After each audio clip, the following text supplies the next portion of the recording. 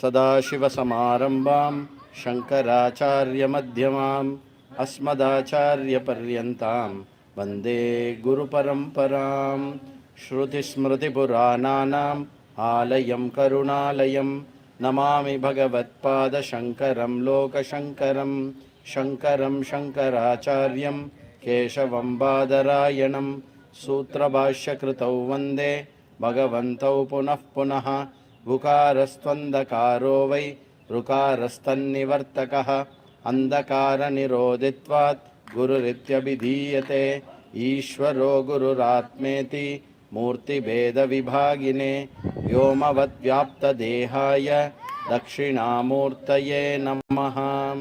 ॐ सहना भवतु सहनौ भुनक्तु सह वीर्यङ्करवावहै तेजस्विनावधीतमस्तु मा विद्विषावहै।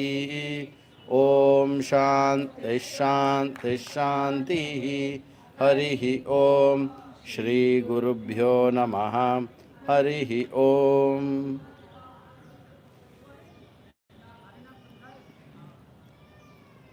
काशी पंचकम पक्कम 182। मनोनिवृत्तिः परमोपशान्तिः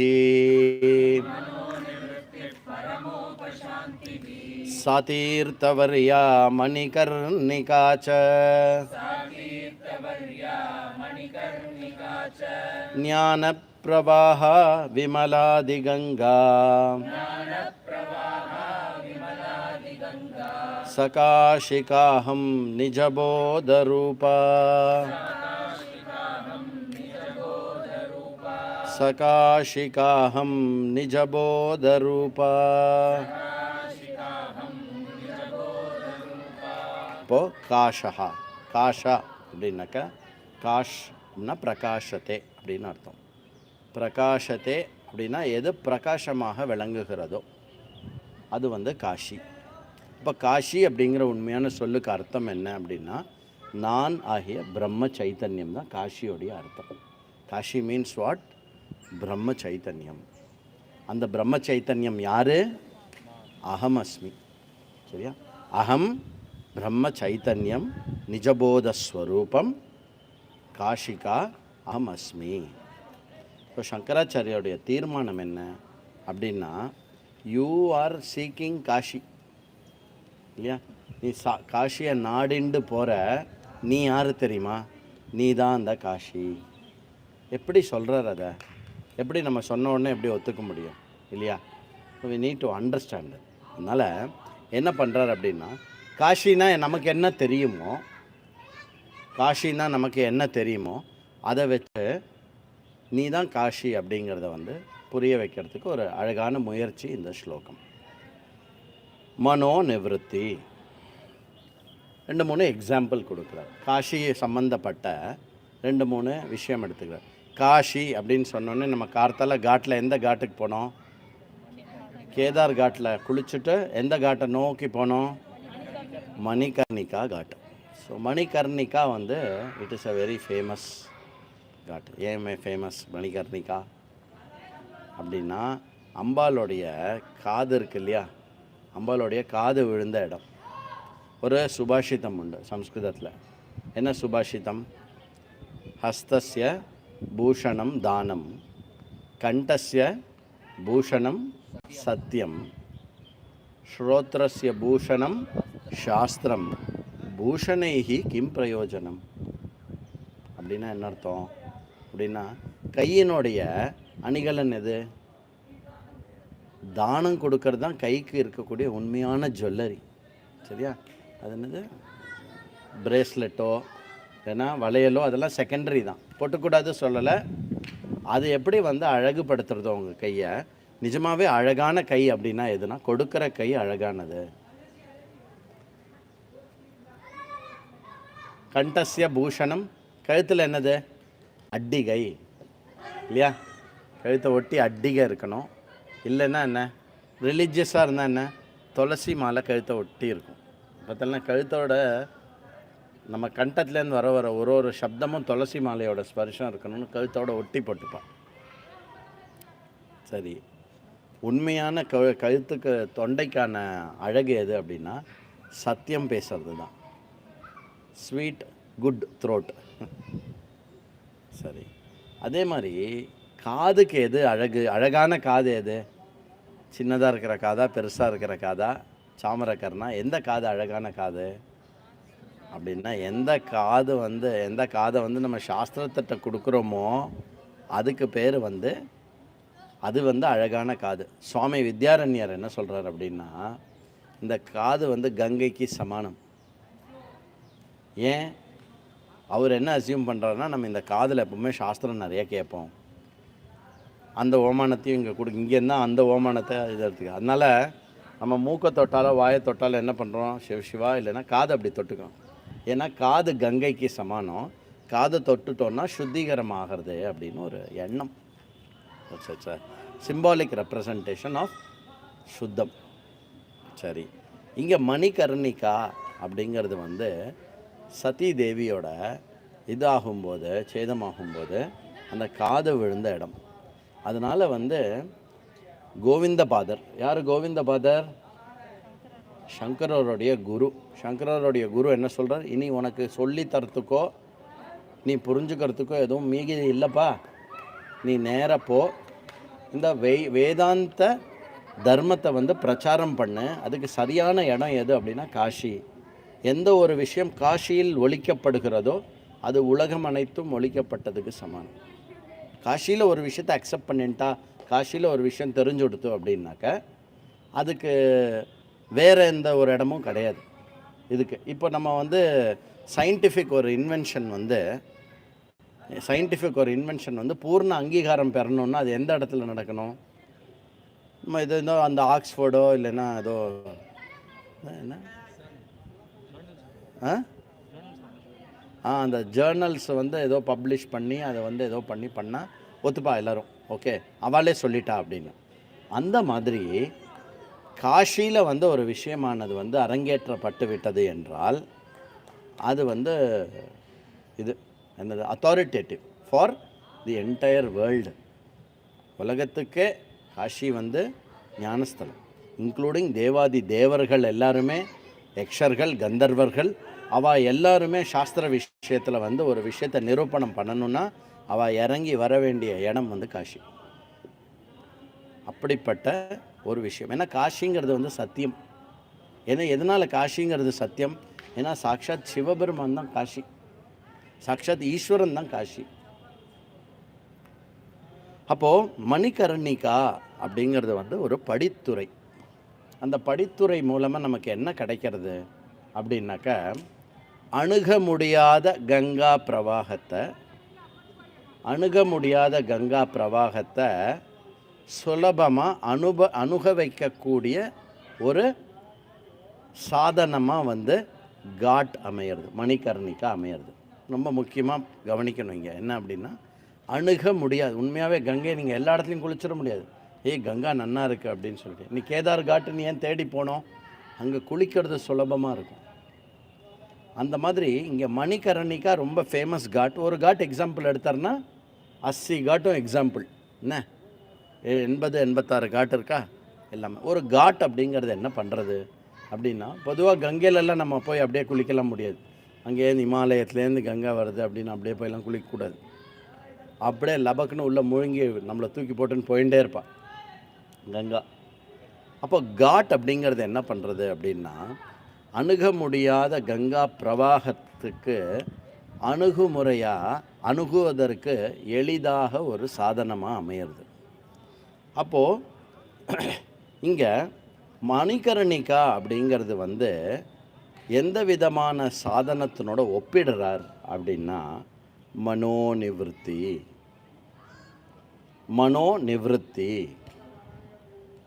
மனோநிவர்த்தினா என்ன? மனசு எப்போ பாரு ஒரு வியசனத்தில் இருக்கும், ஜட்ஜ் பண்ணின்னு இருக்கும், இன்னொருத்தரை பற்றி யோசிச்சுன்னு இருக்கும். அது அப்படியா, இது இப்படியா அப்படின்னு யோசிச்சுன்னு இருக்கும். அதுலேருந்து ஃப்ரீடம் கொடுக்கறது எது? அதுக்கு பேர் மனோநிவர்த்தின்னு பேர். அது இல்லாமல் இருக்கிறது எதுவோ அது பேர் மனோநிவர்த்தி. பொதுவாக என்ன விவகாரத்தில் இருக்கும் நம்ம மைண்டு? நமக்கு ஒன்றுமே வேண்டாம், அங்கே 2 பேர் பேசின்னு போகிறான்னு வச்சுக்கோங்களேன், இப்படி கை நீட்டுறான்னு வச்சுக்கோங்களேன், நம்மளை பக்கம் தான் கை நீட்டுறா, இவெல்லாம் இந்த நார்த்துலலாம் இப்படி தான் போல் இருக்கு அப்படின்னு நம்ம மைண்டை வந்து நேச்சுரலாக வந்து ஒரு ஸ்கோர் ஆஃப் ஜட்ஜ்மெண்ட்ஸ்குள்ளே போயிட்டே இருக்கும். பார்த்த விஷயம், பார்க்காத விஷயம், தெரிஞ்ச விஷயம், தெரியாத விஷயம் எல்லாத்துலேயும் ஓடிகிட்டே இருக்கும் மைண்டு. ஒன்று நம்மளை பற்றி நாமளே ஜட்ஜ் பண்ணிட்டு இருப்போம், இல்லை இன்னொருத்தரை பற்றி ஜட்ஜ் பண்ணிட்டு இருப்போம், இல்லையா, இல்லை நடந்ததை பற்றி நினச்சி வருத்தப்பட்டுன்னு இருப்போம், இல்லை எப்படி நடக்குமோன்னு நினச்சி பயந்துன்னு இருப்போம். சரியா? நீங்கள் என்ன பண்ணணும் அப்படின்னா, ஒரு நாளைக்கு காத்தாலே எழுந்ததுலேருந்து சாயங்காலம் தூங்குறது மட்டும் இந்த நாளும் இல்லாத டைம் எவ்வளோ நேரம் இருந்தேன்னு கண்டுபிடிக்கணும். சரியா? இல்லைன்னா என்ன தேவைப்படுறது, மைண்டு வேறு எதுலையாவது எங்கேஜ் ஆகணும்னு தேவைப்படுறது. பாட்டு கேட்கணும், சினிமா பார்க்குறது, ஏதோ ஒன்றுத்தில் எங்கேஜ் ஆகணும்னே தோன்றுறது. ஆக மனசை வந்து இப்போ வந்து உங்கள்கிட்ட சொல்கிறேன்னு வச்சுக்கோங்களேன், இப்போ இந்த கிளாஸ் வந்து 1 மணி நேரம் கிளாஸ், ஒரு சுமார் 5 மணிக்கு முடியும். 5லேருந்து 6 நீங்கள் அப்படியே உக்காந்துருங்க. நானும் இருக்க மாட்டேன், கிளாஸ் முடிஞ்சிடும், நீங்கள் அப்படியே உட்காந்துருங்க. 6 மணிக்கு மேலே கிளம்பி எங்கேயாவது போங்க அப்படின்னா மனசு எப்படி இருக்கும்? ஃபஸ்ட்டு கொஞ்ச நேரம் என்னை திட்டும், இவர் சும்மா இல்லாமல் எதுக்கு உட்காந்துட்டு போக சொன்னார், ஏன்னு சொல்லியிருப்பார், எதுக்காக சொல்லியிருப்பார், என்னை திட்டும். போர் அடிச்சிடும் மைண்ட், அதையே பண்ணிட்டு இருக்க முடியாது. 1 மணி நேரமாக என்னை திட்டாது. சரி போனால் போகிறது, 6 மணிக்கு போயிட்டு முதல்ல எங்கே போகலாம், என்ன பண்ணலாம், அதோ ஓட்டின்னு இருக்கும் மைண்டில். அப்போது அந்த மனசு வந்து ஒரு மேலான விஷயத்தை அணுக போகிறது அப்படின்னாக்க, மனசு வந்து மற்ற விஷயங்களை விட்டொழிச்சு இருக்கணும், மற்ற விஷயத்துலேருந்து விடுதலை ஆகி இருக்கணும். அதற்கு பேர் மனோ நிவர்த்தி. அதாவது விவகார பரமாக இருக்கக்கூடிய மைண்டை வந்து வெளியில் வரணும். இது போத் விவேகத்தையும் வைராகியத்தையும் குறிக்கக்கூடிய சொல். விவேகத்தையும் வைராகியத்தையும் குறிக்க சொல். விவேகம்னா என்ன? நித்தியம் எது அனித்தியம் எது அப்படிங்கிற அறிவு இருக்கு. என்ன நித்தியத்தில் 4, அனித்தியத்தில் 4 எக்ஸாம்பிள் கொடுங்க பார்க்கலாம். நித்தியமாக இருக்கக்கூடிய விஷயம் 4 ஐட்டம் சொல்லுங்க. Plastic cover, plastic bottle, plastic bucket. ஒரே ஒரு விஷயந்தான் நித்தியம். அது என்னது அப்படின்னாக்கா, பகவான் ஒரு பிரம்மன்னு சொல்லப்படுற பிரம்ம வஸ்து, ஆத்ம வஸ்து மாத்திரம்தான் நித்தியம். அது இல்லாது எல்லாமே அநித்தியம். இது ஏன் இப்படி பழைய பில்டிங்காக இருக்குது? பின்ன கட்டின அன்றைக்கி எப்படி இருந்ததோ அதே மாதிரி இருக்குமா? கண்ணுக்கு முன்னாடி அப்படி இருக்குது. போன வாட்டி 2 ஃப்ளோர் இருந்தது, இப்போ 3வது மாடி வந்துடுது. இன்னொரு ஒரு 50-60 வருஷம் கழிச்சு இது எல்லாத்தையுமே அடிச்சுட்டு வேறு மாதிரி கட்டுவோம். ஒன்று நம்மளுடைய ஆக்ஷனில் மாறின்னு இருக்கும், எல்லாமே மாறின்னு இருக்கும். ஸோ அப்போ மாறாத விஷயம் எது அப்படின்னு மனசுக்கு தோணும்போது, அந்த மாறாத விஷயமாக இருக்கக்கூடிய பிரம்ம வஸ்து அதுதான் என்னுடைய குறிக்கோள். அதுக்காக நான் வந்து மற்ற மாறிண்டே இருக்கிற விஷயத்துலேருந்து மனசை விளக்கிறது இருக்கு இல்லையா, அதுக்கு பேர் வந்து வைராகியம்னு பேர். ஸோ விவேக வைராகியம் உடைய மனசு, ஆர் இன் அதர் வேர்ட்ஸ் இங்கே மணிகர்ணிகா அப்படின்னு சொன்னால் சாதன சதுஷ்டய சம்பன்னாதிகாரித்துவம்னு அர்த்தம். அப்போ அணுகிறோமே மணிகர்ணிகா என்ன பண்ணுறதா? சா தீர்த்த வரியா அப்படின்னா என்ன? தீர்த்தங்கள்லேயே தலைவியாக விளங்குகிறதா மணிகர்ணிகா. ஏன் அப்படின்னா நம்மளை சுத்தப்படுத்துறதும். என்ன வேணால் வியசனம் இருக்கட்டும், என்ன வேணால் கஷ்டம் இருக்கட்டும், அந்த காட்டில் இறங்கி கங்கையில் ஒரு 3 முழுக்கு போட்ட உடனே மனசில் ஒரு அபரிமிதமான ஒரு நிம்மதியும் சந்தோஷமும் கத்தல் ஏற்பட்டுதா இல்லையா? அந்த காட்டில் இறங்கி குளித்த உடனே கங்கையில் குளிச்சுட்டோம். இதே மாதிரி அடுத்த வருஷம் நீங்கள் ரிஷிகேஷ் வரும்போது அந்த ரிஷிகேஷில் அந்த பிரவாகமாக ஓடுற அந்த கங்கையை பார்க்கும்போதே மனசில் வந்து ஒரு ஸ்டில்னஸ் இருக்கும். பார்த்தோம் நம்ம எது நம்மளை சுத்தப்படுத்துறதோ அது தீர்த்தம். அப்போ மணிகர்ணிகா வந்து தீர்த்த வரியாவாக இருந்து என்ன பண்ணுறதான்? பரமோபசாந்தி. மனசு வந்து ஷட்க சம்பத்தி, ஷம தம உபரம திதிக்ஷா ஸ்ரத்தா சமாதானம். மனசு பரம சாந்தியாக இருக்கக்கூடியது வந்து மணிகர்ணிகா. எதை அணுக போகிறோமா, அந்த பிரவாகமாக பிச்சு ஓடின்னு இருக்கிற அந்த கங்கா, அதை எதோட கம்பேர் பண்ணுறாரா இங்கே? ஞான பிரவாகா விமலாதி கங்கா. ஞான பிரவாகா, ஞான பிரவாகா எங்கேயோ கேள்விப்பட்டிருக்கோமோ? ஞான பிரவாகத்துக்கு போகிறோம் எல்லா சிரமத்துலையும். அப்போது ஞான பிரவாக எந்த இறைவன் தன்னுடைய மூச்சு காற்றாக இந்த ஞானமான வேதத்தை வந்து பிறப்பித்திருக்கிறானோ, அது எப்படி வந்து இறைவனுடைய பொது அறிவுனா மண்டையில் இருக்கிற அறிவு, மண்டையில் ஏதாவது இருக்கா அப்படின்னு சொல்லுவோம் இல்லையா? அப்போது இறைவனுடைய மூச்சு காற்றாக இறைவன் அப்படின்ற அறிவு வந்து எப்படி பிரவாகமாக வருதோ, அந்த மாதிரி சிவபெருமானுடைய ஜட்டாமுடியிலேருந்து பிரவாகமாக அடிச்சுண்டு ஓடி வர்றது வந்து கங்கா. ஸோ கங்கா அந்த பிரவாகம் அப்படின்னாலே அதை ஞானத்தோடு ஒப்பிடுவான். ஏன் அப்படின்னா, ஞானம் வந்து எந்த விதமான தாரதமியம் பார்க்காது. இவன் வந்திருக்கானே கொஞ்சம் ஸ்லோவாக ஓடுவோம், ஞானம் இதெல்லாம் இல்லை. ஞானம் வந்து எப்போவுமே ஞானம்தான். அது வந்து இருக்கிறத இருக்கிறபடி காட்டும். கங்கை கூட அப்படியே ஒரே ஃபுல் ஃபோர்ஸில் ஓடிண்டே இருக்கும். ஒருத்தர் வேணால் பக்கெட்டில் பிடிச்சிக்கலாம், ஒருத்தர் வேணால் டியூப்பு போட்டு வீட்டில் எடுத்துக்கலாம், என்ன வேணால் பண்ணலாம். இன்னொருத்தர் வந்து ஒன்றுமே அதை ஓனப் பண்ணிக்காமல் எப்போ வேணுமோ முழு கங்கையும் அனுபவிக்கலாம். சரியா? நம்ம எவ்வளோக்கு எவ்வளோ வந்து ஞானம் உடையவனாக ஆகணும்னு நினைக்கிறோமோ, அவ்வளோக்கு அவ்வளோ வந்து ஞானத்தை வந்து குறைச்சி நம்ம எடுத்துப்போன்னு அர்த்தம். சொல்கிறது புரியுறதா? வென்வர் அப்போ நீ ஒரு கொஞ்சம் நகர் சோபனா, நல்லா இன்னும் நல்ல நகர்னு சொன்னா. இப்போது கங்கை இருக்குல்ல, கங்கை எனக்கு வேணும் அப்படின்னு ஃபஸ்ட்டு சின்ன டப்பா வாங்குவோம். அப்புறம் ஒரு வேளை அவளும் கேட்பாலும் பெரிய டப்பா வாங்குவோம். அப்புறம் வந்து பெரிய 5 லிட்டர் இது எப்படியாவது எடுத்துன்னு போக முடியும் அப்படின்னு தெரிஞ்சு கொடுத்தோன்னா இருக்கிறதுல பெரிய டப்பா வாங்கிட்டு இன்னும் 2-3 பழைய வேஷ்டி வேணால் இங்கே தூக்கி போட்டுட்டு டப்பா வச்சு எடுத்துன்னு போயிடலாம். அப்போது நம்ம எவ்வளோ கங்கா எடுத்துகிட்டு போகிறோம்? 5 லிட்டர்ஸ். சரி, ஒன்று ஒரு கேள்வி கேட்குறேன். நீ 5 லிட்டர் கங்கா எடுத்துகிட்டு வரலையே, அங்கே கயதார் காட்டில் குளிச்சாலே அது எவ்வளோ லிட்டர் இருந்தது? 5 எங்கே, அது எங்கே? அப்போது எனக்கு அப்படின்னு எடுத்துக்காமல், எனக்கு அப்படின்னு வரையறைக்கு உட்படுத்திக்காமல் அந்த பிரவாகத்தை மொத்தமும் தினமும் அனுபவிக்கிறவனாக இருந்தேன்னா இந்த மொத்த பிரவாகமும் ஒன்றுது இல்லையா? அப்போது ஞானத்தை நீ எங்கேயாவது கேட்டு போட்டு வரையறைக்கு உட்படுத்தி உன்னுடைய விஞ்ஞானமய கோஷத்துக்கு உட்படுத்தி விஞ்ஞானமய கோஷத்துக்கு ஒரு சப்ஜெக்டாக அதை ஆக்கினோம் அப்படின்னாக்க then it will always be limited.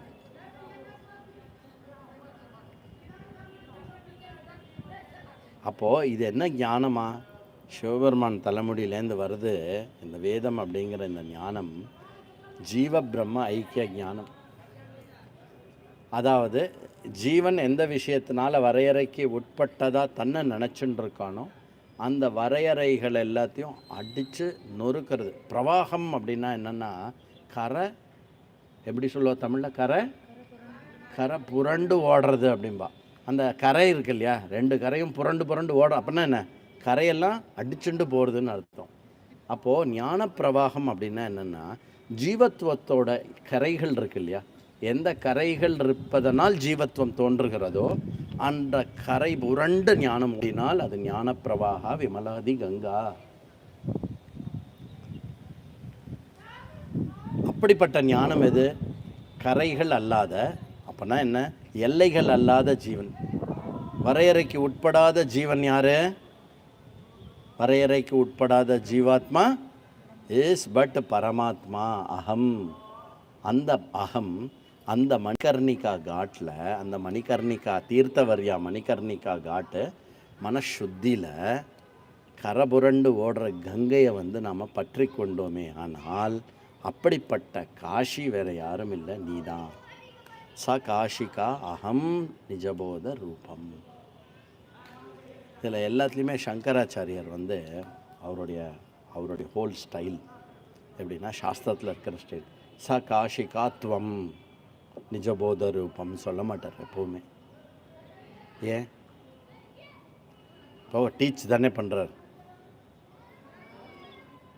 ச காஷிகா துவம் அப்படின்னு. ஆனால் அகம்னு ஏன் சொல்கிறார்? அவர் முன்னாடி உக்காந்துருக்கிற சிஷ்யால் அவரிலிருந்து வேறானவர் கிடையாது. அதனால் அவர் டீச் பண்ணும்போதும் அகம் யூஸ் பண்ணலாம். அவர் அந்தர்த்தியானமாக அந்த விஷயத்தை மனசில் கொண்டு வரும்போதும் அகம் சொல்லலாம். இன்னொன்று நம்ம படிச்சுட்டு இந்த காஷிகா பஞ்சகம் இருக்குல்ல, காஷி பஞ்சகம், காஷி பஞ்சகத்தை நம்ம திருப்பி மனசில் நொட்ரு பண்ணி மனசில் கொண்டு வந்தோம்னாக்க அப்போ கூட நம்ம அகம்னு சொல்லிக்கும் போது என்ன பண்ணோம், என்ன சொல்லிக்கிற மாதிரி இருக்கும். அதனால் இந்த அகம்ன்ற வார்த்தையும் ரொம்ப இம்பார்ட்டண்ட்டு. சா காஷிகா ஃபெமினைன், சா காஷிகா.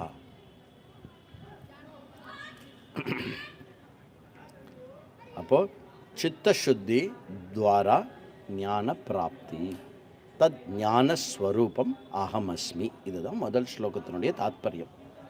சித்தசுத்தி துவாரா ஞான பிராப்தி, தத் ஞானஸ்வரூபம் அகமஸ்மி. சித்தசுத்தியை தீர்த்தவர்யா மணிகர்ணிகா, மணிகர்ணிகாவோடைய அடமொழி தீர்த்தவர்யா. ஞான பிராப்தி அப்படிங்கிறது விமலாதி கங்கா.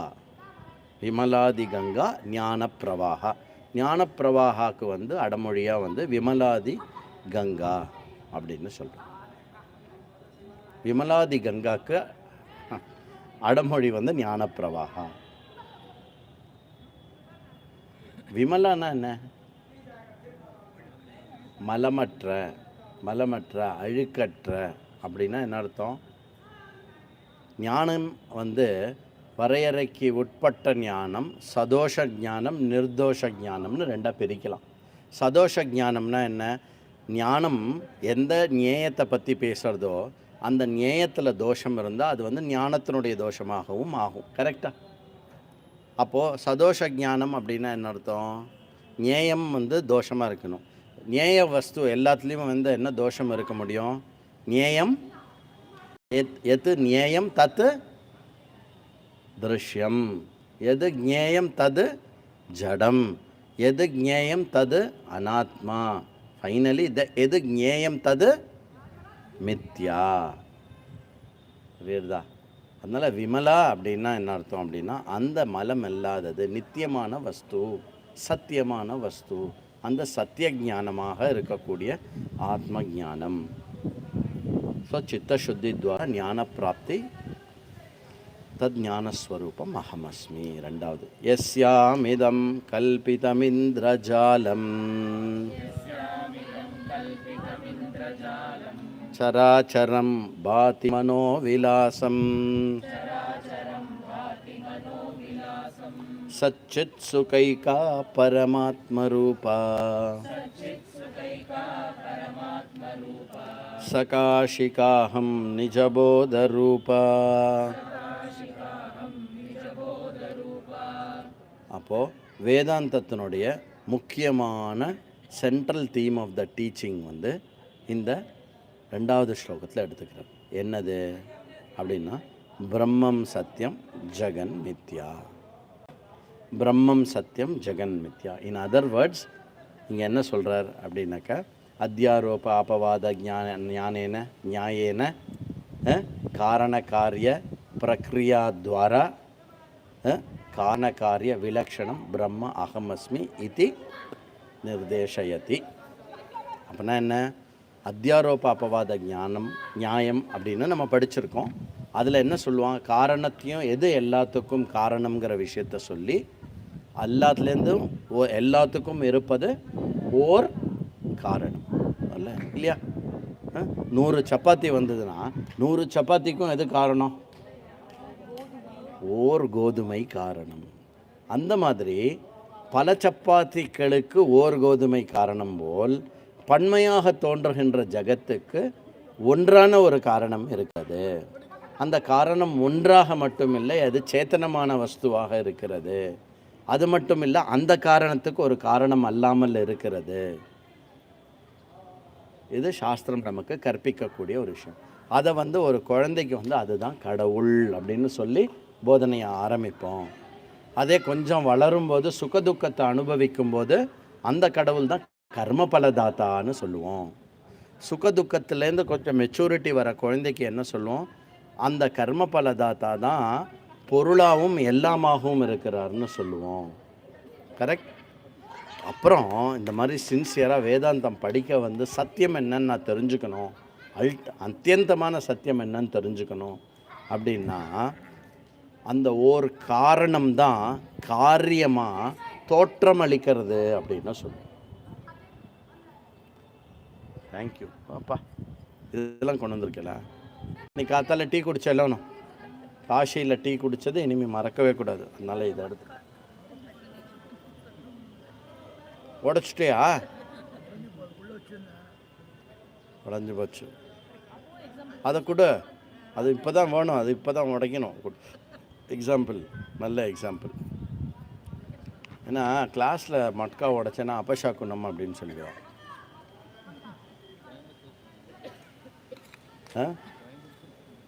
கோயம்புத்தூரில் இது என்னது,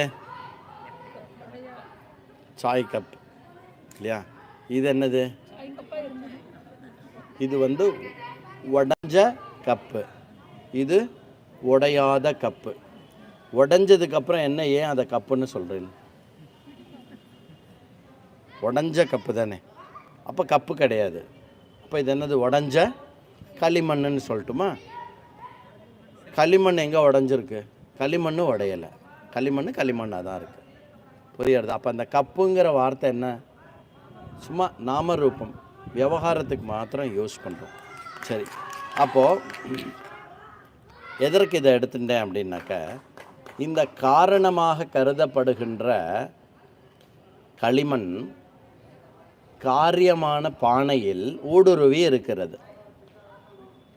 உண்மையாக பார்த்தோன்னா, தத்துவ ரீதியாக பார்த்தோன்னா, காரணமாக இருக்கக்கூடிய களிமண் தவிர காரியம்னு ஒரு வஸ்துவே இல்லை. இங்கே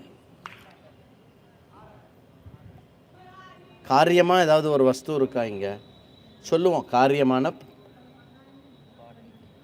என்னது, கப் ஒன்று இருக்குது, களிமண்ணால் ஆன மட்கா ஒன்று இருக்குது அப்படின்னு சொல்கிறோம்.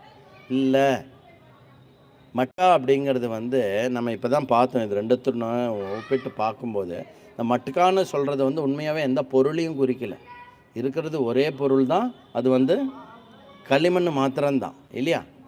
அப்போ களிமண் மாத்திரம்தான் பொருள். அதே மாதிரி நம்ம இந்த ஹோல் ஜகத்து ஓர் பரபிரம்மத்திலிருந்து வந்தது அப்படின்னு சொல்லும்போது, இதே போல் ஹோல் ஜகத் பரபிரம்மமாகவே இப்போவும் இருந்துருக்கு. ஜகத்துன்னு ஒரு நாமரூபத்தை கொடுக்குறோம், ஜகத்துன்னு ஒரு பெரிய நாமரூபத்தை கொடுத்துட்டு அதில் சப் கேட்டகரி கொடுக்குறோம்.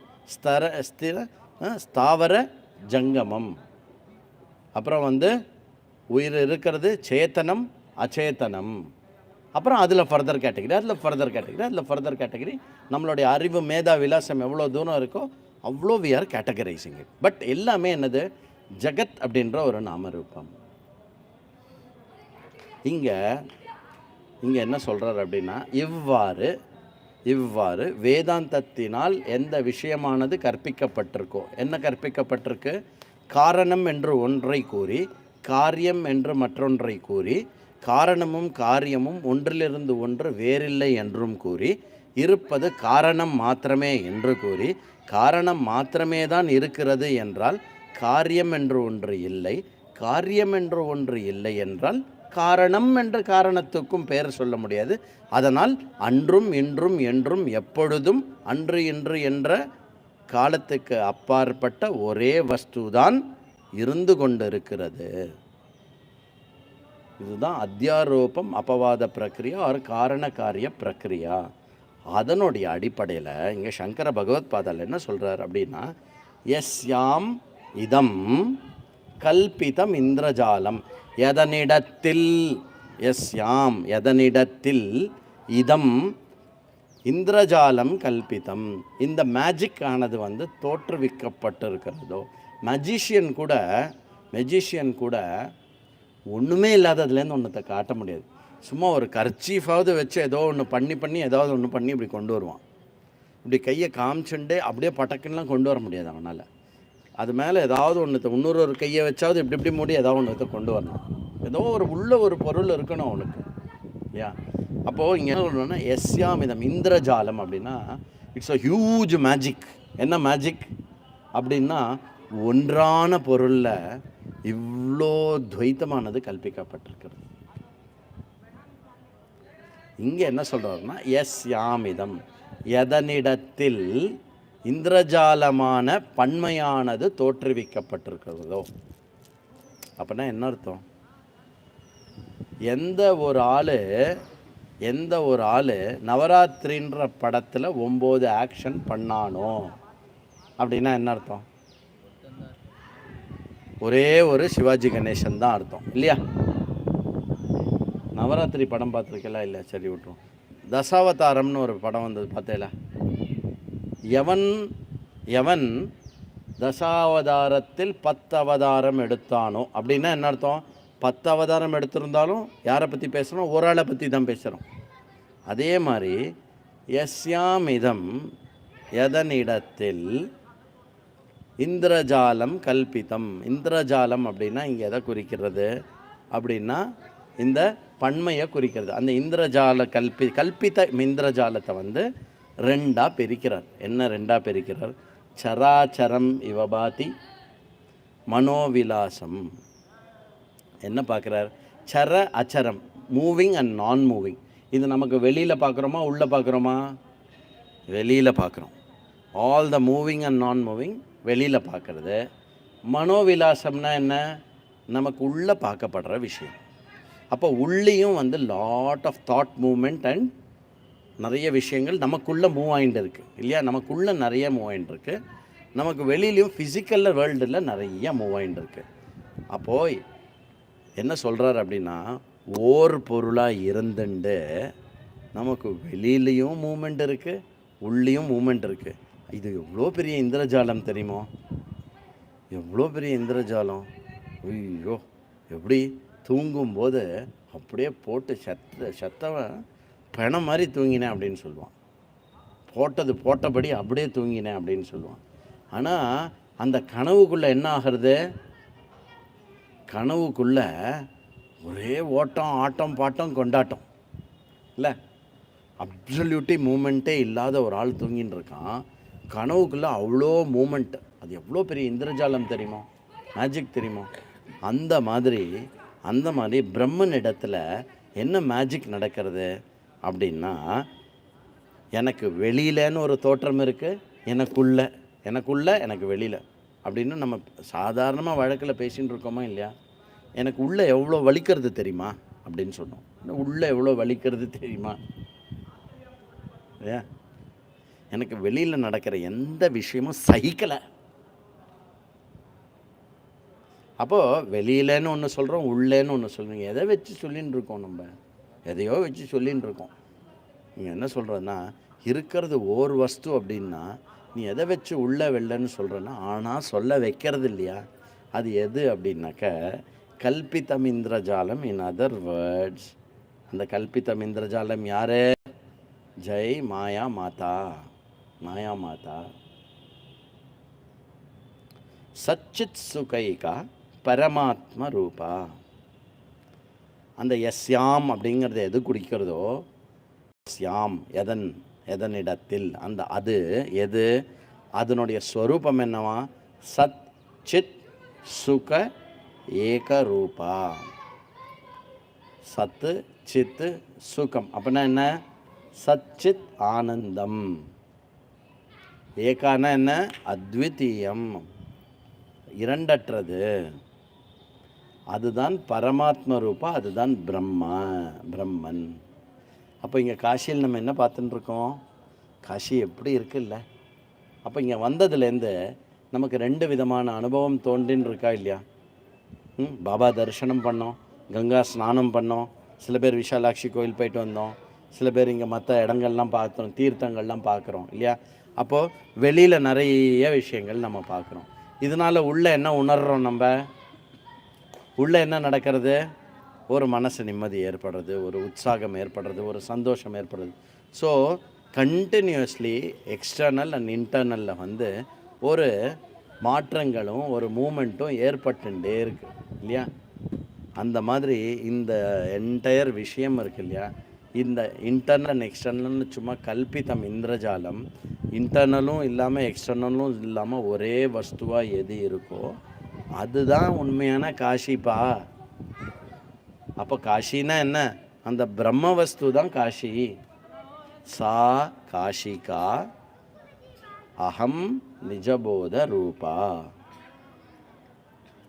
டைம் என்னாச்சு? 40 minutes. கோஷேஷு பஞ்சஸ்வதிராஜமானா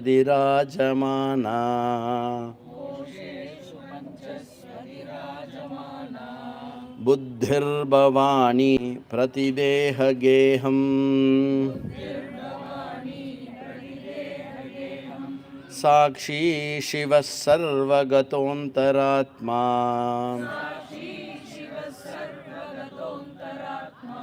சகாஷிகாஹம் நிஜபோதரூபா.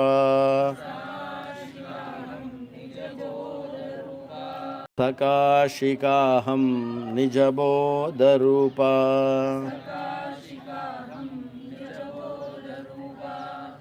கோஷேஷு பஞ்சஷு. பஞ்சசு அப்படின்னா என்ன? பஞ்ச கோஷங்கள்.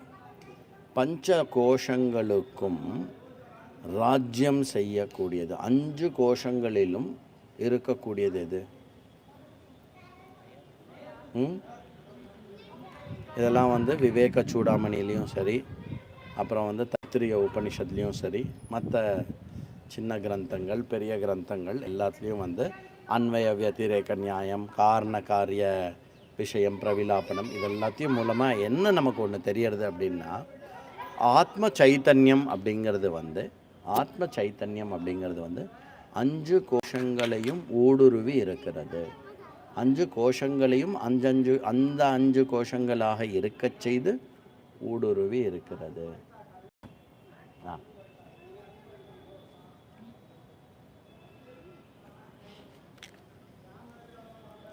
இதில் இந்த 5 கோஷங்களில் இருக்கிறதுலையே வந்து ரொம்ப ஸ்ட்ராங்காக வல்லமை வாய்ந்த சக்தி வாய்ந்த கோஷம் எது? விஞ்ஞானமய கோஷாவா? மனோமய கோஷம் இல்லையா? மனசு தானே கடந்து அடின்னு அடிச்சுக்கிறது. நான் யாருன்னு முடிவு பண்ணுறேனோ அதை பொறுத்து தான் மனசை கடந்து அடிச்சுக்கும். அடிபட்ட குழந்தைக்கு நான் அம்மாவா இல்லைன்னா என் மனசு அடிச்சுக்காது. குழந்தைய பார்த்து வளர்க்க மாட்டாளே, இப்படி ரோட்டில் விட்டுட்டாலே அப்படிம்போம். இல்லை அடிபட்ட குழந்தை, ஐயோ அதே ப்ளூ நிக்கரு நம்ம குழந்தை அப்படின்னு நான் அம்மாவை ஆயிட்டேன்னு வச்சுக்கோங்களேன், அங்கே என்னாகும்?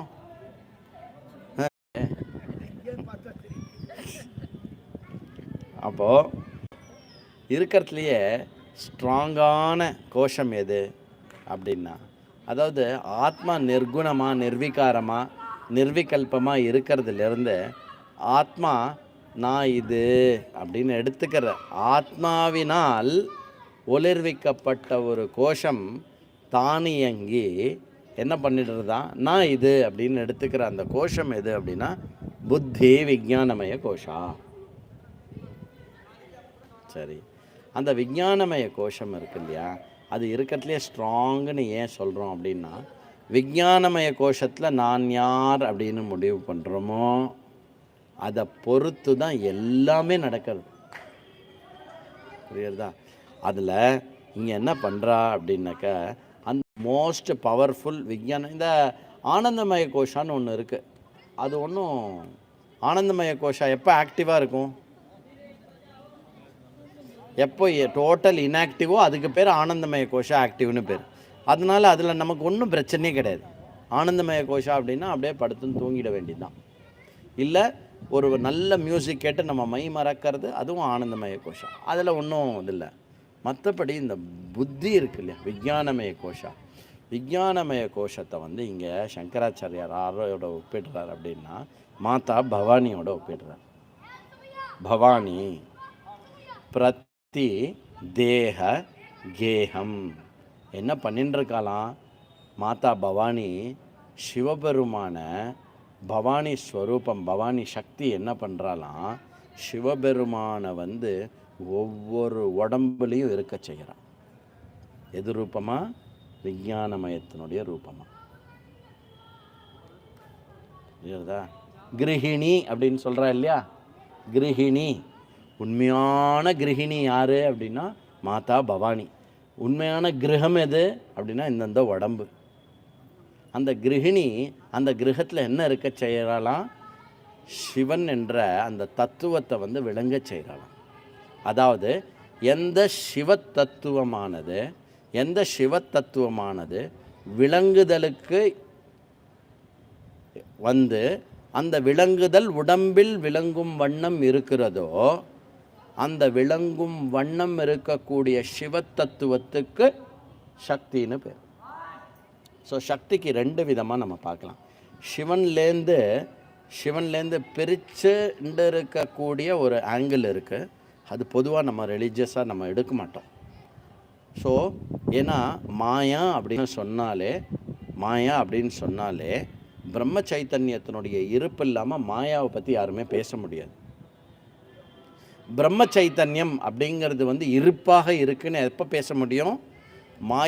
மாயையினால் தோற்றுவிக்கப்பட்ட பன்மையினுடைய ஒருமையான இருப்பு பிரம்ம சைத்தன்யம்னு பார்க்க முடியும்.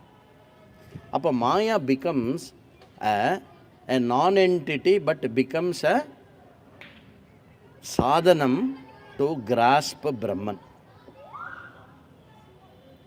ரொம்ப முக்கியம் வந்து நான் என்டிட்டி ஆக்கிடக்கூடாது திருப்பி மாயாவை. அப்போ சிவனிலிருந்து வேறானது சக்தி அல்ல. சக்தி இன்றி சிவன் இல்லை. சக்தி இன்றி சிவன் இல்லைன்னா என்ன அர்த்தம்? சக்தி ஸ்வரூபமாக விளங்குதல் இல்லை என்றால் விளங்குற ஸ்வரூபமாக சிவன் இருக்கிறார் என்று நாம் நம்மளுடைய புத்தியில் தெரிஞ்சுக்க முடியாது. அப்படி சர்வ தேகத்தை தன்னுடைய உறைவிடமாக ஆக்கிக்கொண்ட, எந்த மாதிரி விஞ்ஞானமய கோஷமாக ஆக்கிக்கொண்ட உன்னுடைய நீங்கள் இருக்கும் ஒவ்வொருவருடைய விஞ்ஞானமய கோஷமும் மாதா பவானி. அப்போ காஷியில் இருக்கிற பவானி யார்?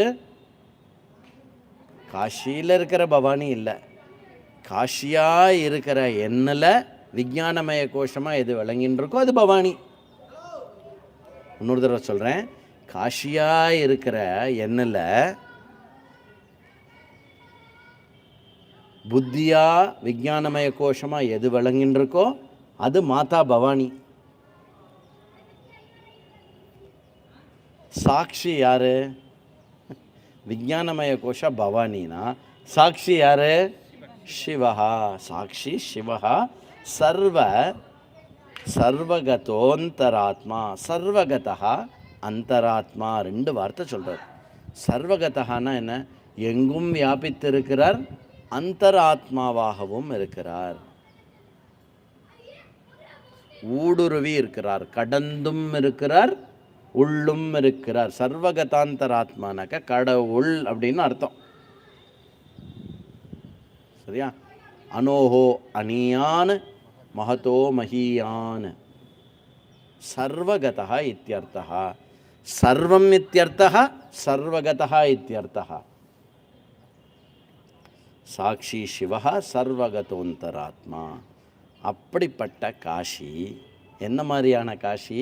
இப்போ இமேஜின் பண்ணோம், இப்போ காஷி க்ஷேத்திரத்தில் இருக்கு இல்லையா, அந்த மாதிரி ஒரு காஷியில், அந்த காஷி க்ஷேத்திரத்தில் உடம்பே காஷியாக இருந்து இந்த ஓல் சிட்டியே ஒரு காஷி, அந்த சிட்டியில் வந்து மொத்தமாக வியாபித்து எல்லாத்தையும் எங்கே செய்யின்னு இருக்கிறது பவானி மாதா.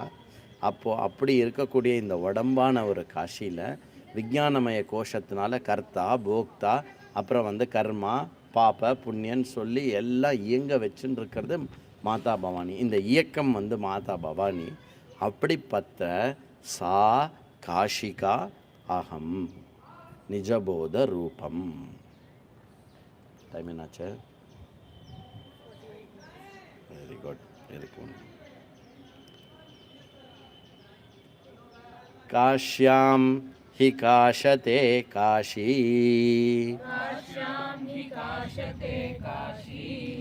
காஷி சர்வப்பிரகாஷிகா சகாஷி விதிதா ஏன தேன பிராப்தா ஹி காஷிகா. அப்பா ரொம்ப அன்இன்ட்ரெஸ்டிங் பர்சன். உருன்னு இருப்பார். அப்போ பாரு, ரொம்ப கண்டுக்கவே மாட்டார். ஆனால் தாயாரை பற்றி ஒரே ஒரு வார்த்தை சொல்லிட்டால, இன்னும் கரெக்டாக ரொம்ப நன்னா இருக்குடா அப்படின்னு மேலேருந்து கை தட்டுறா. டுகு டுகு டுகு டுகுன்னு சத்தம் வருது. சும்மா ஏதாவது ஒளரினா கூட ரொம்ப நன்னா சொன்னடா கண்ணா அப்படின்னு சொல்லுவாள். அப்படி ஒரு அம்பாளுடைய ஒரு கருணை அது. அப்போது அடுத்தது இருக்கு இல்லையா, இதுதான் என்னது, சிக்ஸர் அடிக்கிறார் சங்கராச்சாரியார். இதில் சங்கராச்சாரியார் சிக்ஸர் அடிக்கிறார், நீங்கள் ஏன் அப்படிலாம் கிளாஸ் எடுக்கிறீர்கள், சங்கராச்சாரியார் கிரிக்கெட்டை ஆடலைன்னு.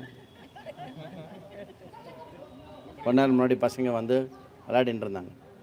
அவரும் ஆடியிருப்பார். என்ன கிரிக்கெட் ஆடிருக்க மாட்டார், வேறு எதாவது ஆடியிருப்பார். சரி, அதனால் நான் நல்லா புரிஞ்சுக்கோங்க, நான் எடுக்கிற கிளாஸ் ஆர்த்தடாக்ஸி இருக்காது, ஆனால் ட்ரெடிஷன் கொஞ்சம் கூட மாறாது. நான் திடீர்னு சினிமாலேருந்து எக்ஸாம்பிள் கொடுப்பேன், கிரிக்கெட்லேருந்து எக்ஸாம்பிள்லாம் கொடுப்பேன். அதெல்லாம் ஆர்த்தடாக்ஸியில் அளவு கிடையாது. அதே தேவதத்தா, சோமதத்தா, யஜ்ஞதத்தா அப்படிலாம் கொடுத்தா தான் ஆர்த்தடாக்ஸி. சரியா? அந்த ஆர்த்தடாக்ஸி இருக்காது, அது தேவையும் இல்லை. ஓகே, ஆனால் ட்ரெடிஷ்னலாக இருக்கும். காஷ்யாம் ஹி காஷத்தே காஷி. இங்கே என்ன சொல்கிறார் அப்படின்னா, காஷி அப்படிங்கிறது இந்த காசி க்ஷேத்திரம். இந்த காசி க்ஷேத்திரத்தினுடைய இருப்பு என்ன, எக்ஸிஸ்டன்ஸ் என்ன? சிவஹா சாட்சி சர்வகதோந்தர் ஆத்மா. சிவஹா சாட்சி சர்வகதோந்தர் ஆத்மாவுக்கு என்ன இன்னொரு பேர்? காஷி. ஓகே, அப்படிப்பட்ட காஷியை நாம் அடைஞ்சிருக்கோம் இல்லையா? ஓகே, கரெக்டா? காஷி என்ற நகரம், ஸ்தூலமான நகரத்தில் காஷி என்ற தத்துவத்தை நாம் அடைந்திருக்கிறோம். அப்போது இங்கே என்ன பண்ணுறாருனா, நம்மளுடைய ஸ்தூல சரீரம் இருக்கு இல்லையா, இந்த ஸ்தூல சரீரம், இந்த ஸ்தூல சரீரத்தில் தானே மணிகர்ணிகா இருக்குது, இந்த ஸ்தூல சரீரத்தில் தானே கங்கை ஓடுறது, இந்த ஸ்தூல சரீரத்தில் தானே மாதா பவானி ஊடுருவி இருக்கா. அப்போ இந்த ஸ்தூல சரீரம் தானே காஷி, ஆமாவா இல்லையா? இந்த சரீரம் தானே காஷி, ஸ்தூல சரீரம் காஷி. இதுக்குள்ள சிவன் வீற்றிருந்து சர்வகதோந்தராத்மாவா சைத்தன்யமாக விளங்குற அந்த சிவபெருமானும் காஷி இல்லையா? அதனால் நமக்கு என்ன லாபமா? அதனால் என்ன லாபம் நமக்கு? மோக்ஷம். அந்த மோக்ஷத்துக்கு பேரும் காஷி. காஷியை கொண்டு, காஷியை அறிந்து, காஷியை அடைகிறேன். புரியுறதா ஏன் இந்த இடத்துக்கு காஷின்னு பேருன்னு? பனாரஸ் ஆர் வாரணாசிக்கு காஷின்னு ஏன் பேர்? இந்த இடத்தால், இந்த இடமா இருக்கிற விஷயத்தை அடையிறது மூலமாக எல்லாமாக நானே இருக்கிறேன், அதற்கு பேர் காஷி. இந்த இடம் எதை குறிக்கிறதோ, எந்த சாதனத்தை, எதற்கான சாதனமாக இந்த இடம் விளங்குகிறதோ, சாத்தியமாக எந்த விஷயம் இந்த இடத்தில் வீற்றிருக்கிறதோ, அதை அடைவதனால் என்ன பலன் இந்த இடத்தில் இருக்கிறதோ, இது மூன்றும் காஷி. அதனால் இந்த இடத்துக்கு பேர் காஷி. யாராவது பெனாரஸ் காசி ஓகே, பெனாரஸ் வாரணாசி ஓகே, காஷின்னு ஏன் பேர் வந்தோன்னா, காஷி பஞ்சகம் படித்தா தான் சொல்ல முடியும் இதுக்கு ஏன் பேர், இந்த பேர் இந்த இடத்துக்கு ஏன் காஷின்னு பேருன்னு. அப்போ என்ன சொல்கிறாருன்னா, ஸ்தூல சரீரமாகிய காஷியை கொண்டு ஷரீரத்தில் பவானி மாதாவினால் வீற்றிருக்கப்பட்ட காஷியான சிவபெருமானை கண்டு ஆனந்தமான காஷியாக நீ விளங்குவாயாக, நித்தியம் விளங்குகின்ற வஸ்துவாக நீ விளங்குகிறாய். காஷ்யாம், காஷ்யாம் அப்படின்னா உடம்பை குறிக்கிறது. காஷ்யாம் ஹி காஷத்தே, காஷி உடம்பில் பிரகாசிக்கின்ற காஷி. காஷி சர்வ பிரகாஷிகா. அந்த பிரகாசம் எப்படியா? அதுதான் எல்லாமாக இருக்கிறது. அனைத்தையும் இருக்க விளங்க வைக்கிறது அந்த காஷி தான். சா காஷி விதிதா ஏன, அது காஷி என்று அறிவதனால் தேன பிராப்தாகி காஷிகா, கிடைப்பதென்ன? காஷியே உனக்கு கிடைக்கிறது. ஸோ அப்போ என்ன சொல்கிறார்? சாதனம், சாத்தியம், பலம், இது எல்லாமே மூணுமே காஷி. அப்போது நீங்கள் நிறைய தடவை இதை அனுபவிச்சிருப்பேன். எங்கே கொஞ்சம் அந்த தீர்த்த யாத்திராலாம் அதிகமாக பண்ணால் அனுபவிக்கக்கூடிய விஷயம் என்ன, நிறைய கஷ்டங்கள்லாம் எடுத்துப்போம். எஸ்பெஷலி இப்படி போவோம், அப்படி வருவோம், அப்படி வருவோம், அப்படி நேற்றுக்கு வந்து எப்படி விடுவான், எங்கேருந்து விடுவான் எல்லாம் தெரியாது நமக்கு. அப்படி இப்படி இப்படி இப்படி வரும். ஒரு நிமிஷம் அந்த பாபாவை பார்க்கும்போது, உண்மையாக சொல்கிறேன், யாராலையுமே முடியாது.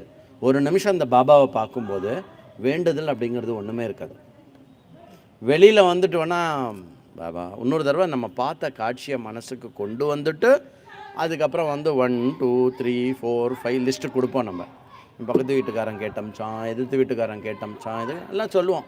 ஆனால் அந்த ஒரு சமயம் வந்து ஃபிசிக்கலாக சாட்சாத்காரம் ஆகும்போது எதுவும் கேட்குறதுக்கே இருக்காது. ஃபிசிக்கலாகவே அப்படின்னா நானே காஷியாக இருந்துட்டு உள்ளுக்குள்ளே வந்து காஷியே விளங்கின்னு இருக்கும்போது, பலனாக காஷியாகவே விளங்கும்போது கேட்குறதுக்கு என்ன இருக்குது, கிடைக்கிறதுக்கு என்ன இருக்குது, போகிறதுக்கு என்ன இருக்குது? காஷ்யாம் ஹி காஷத்தே காஷி, காஷி சர்வ பிரகாஷிகா, சகாஷி விதிதா ஏன தேன பிராப்தா ஹி காஷிகா. அப்படி சொல்கிறார். அடுத்த ஒரே ஒரு ஸ்லோகம் இருக்குது. எவ்வளோ டைம் ஆகிருக்கு? 55 நிமிஷம். அடுத்த ஒரு ஸ்லோகம் நாளைக்கு காத்தால பார்க்கலாம். ஓம் பூர்ணமத பூர்ணமிதம் பூர்ணாத் பூர்ணமுதச்சதே பூர்ணஸ்ய பூர்ணமாதாய பூர்ணமேவாவசிஷ்யதே. ஓம் சாந்தி சாந்தி சாந்தி. ஹரி ஓம். ஸ்ரீ குருभ्यो நமः. ஹரி ஓம்.